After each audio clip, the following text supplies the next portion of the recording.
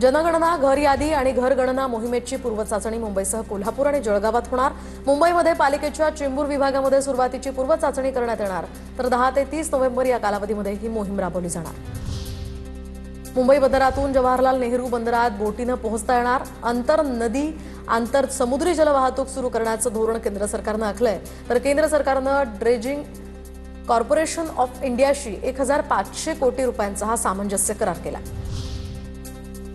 आपला दवाखाना चालवणाऱ्या made on go health private limited या कंपनीवर ठाणे महापालिकेची कारवाई। कंत्राटदाराला काळ्या यादीमध्ये टाकण्यात येणार, तर ठाणे महापालिका आयुक्त सौरभ राव यांचं आश्वासन। पश्चिम मुंबई आणि यासह मध्य रेल्वेनं 500 कोटी रुपयांचं पाणी बिल थकवलंय। पश्चिम रेल्वेनं 328.7 कोटी थकवले, तर मध्य रेल्वेनं 172.10 कोटी थकवले।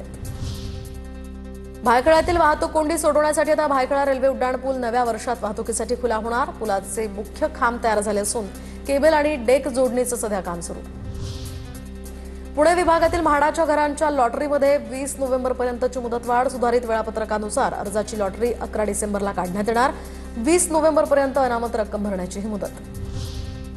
पुण्यातील आदेश बिरहामणे या टोळीतील सराईत गुन्हेगाराला पोलिसांकडून अटक।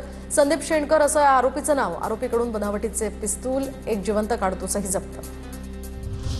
पुण्याच्या भोर तालुक्यातल्या बेळूमधील विषमुक्त नैसर्गिक शेतीला 18 देशातील विद्यार्थ्यांनी दिली भेट। शेतकरी गुलाब घुले यांनी शेतातील नवनवीन प्रयोगांची यावेळी विद्यार्थ्यांना माहिती दिली।